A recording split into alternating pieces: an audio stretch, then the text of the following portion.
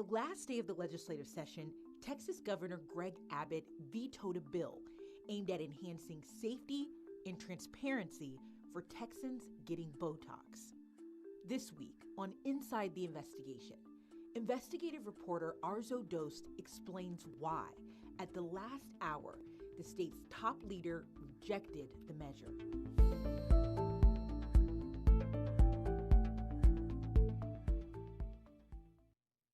Welcome to Inside the Investigation. Today we've got investigative reporter Arezow Doost joining us. Welcome to the show, Arezow. Hi, Kelly. Thanks so much for having me.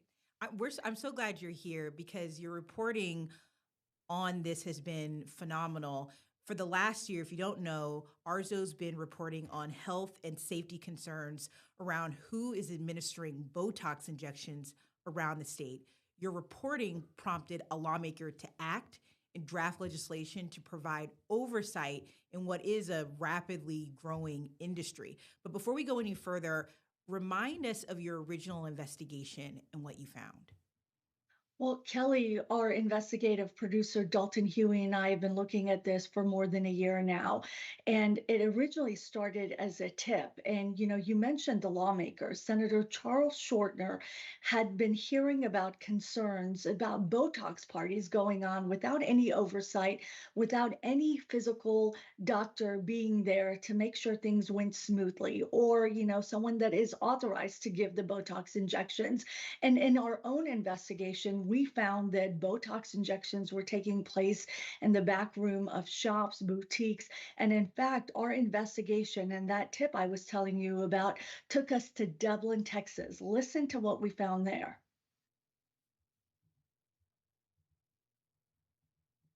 I just remember waking up and there being like bright lights and people in my face and everything like that, and panic. Now, this legislation that we've been following closely this past session, this was going to be a big step, Kelly, towards transparency and safety. And it was significant enough to where both the House and the Senate passed it.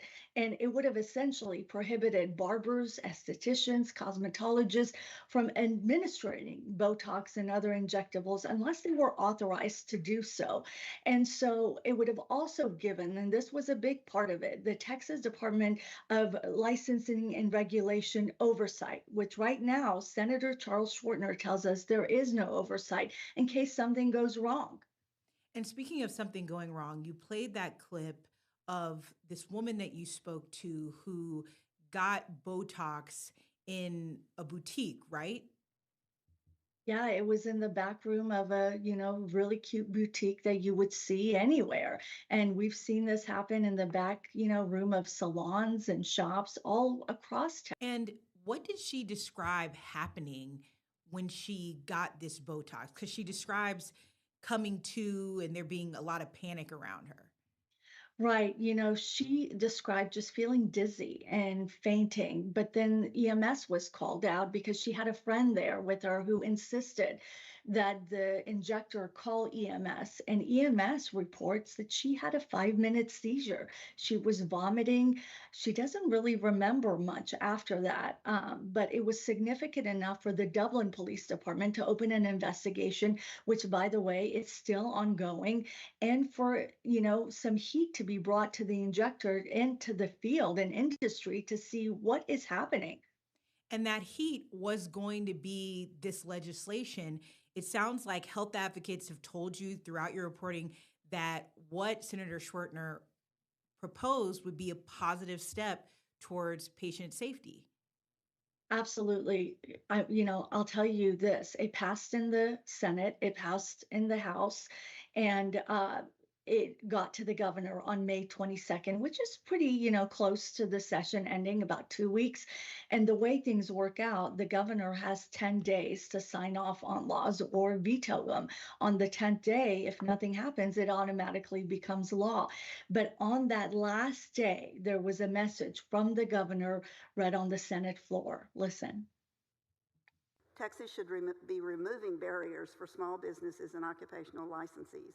Senate Bill 378 by Schwertner does just the opposite by, among other things, prohibiting a licensed cosmetologist or barber from, quote, making an incision into the dermis layer of a person's skin, end quote. Barbers who nick a customer's neck during a straight razor shave should not fear the loss of their licenses. As we work to make government more efficient and less intrusive for Texans and businesses.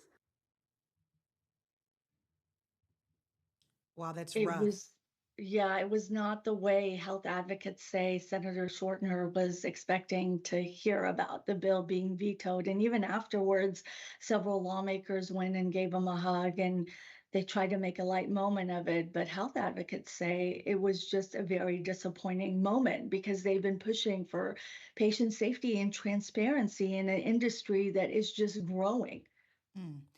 Okay, so in that clip, we hear the governor in his message that was read aloud on the Senate floor mention barbers. He said barbers who nick a customer's neck during a straight razor shave should not fear the loss of their licenses as we work to make government more efficient and less intrusive for Texans and businesses.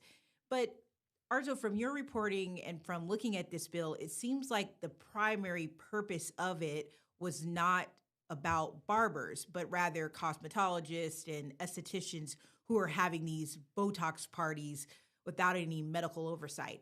How did we end up talking about bad haircuts? That's a great question, Kelly. I've been asking Senator Shortner's office that, and also health advocates.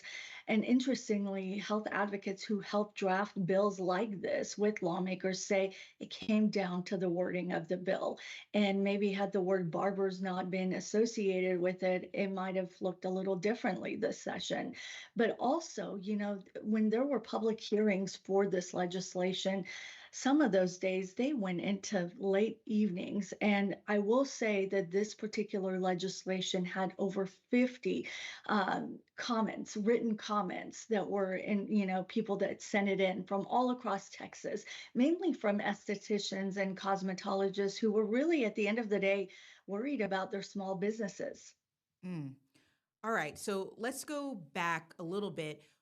Was there any sign or indication that he planned to do this before that day on the Senate floor? Kelly, we've been following this bill so closely and checking on it. And even Senator Schwertner's office did not anticipate the veto happening the way it did. And they are very disappointed by it. Health advocates who followed this closely say that they thought this would be a bill that would only enhance safety and transparency. And how could you veto something like that? But ultimately, it came down to that language and impact to small businesses and regulating small businesses from the governor's perspective. Mm. So, what's next? The problem you laid out in your story is that people are getting hurt in some cases because of the lack of training and oversight.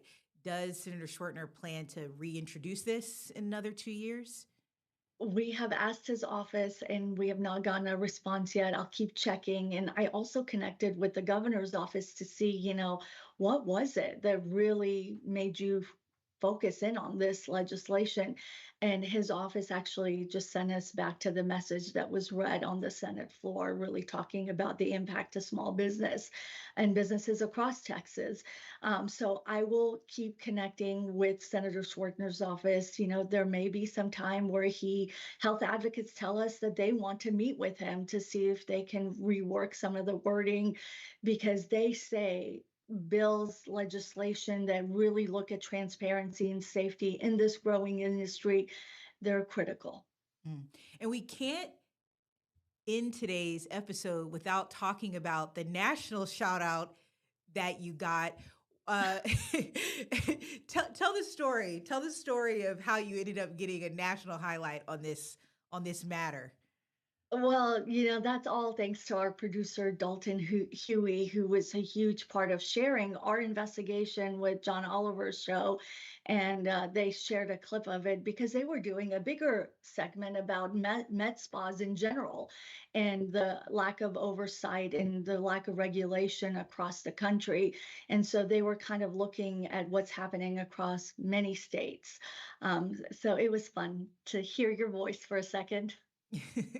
It's fun to hear your voice, and it's obviously something that's resonating with people across the country, not just here. Texas is just a large state that um, that is chosen not to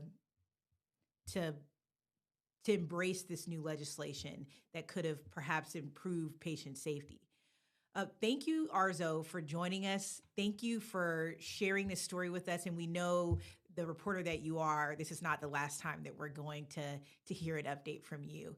If you're listening to us, be sure to join us again every Friday at 10:30 in the morning. You can watch us on KXAN Plus, YouTube, Facebook, or KXAN.com for a recap of the latest reporting from the KXAN Investigates team. You can also listen to our investigative podcast where we're highlighting some of our award-winning team's latest reports, exposing corruption, safety concerns, and system failures across Texas. Thank you so much for watching us. We'll see you next time.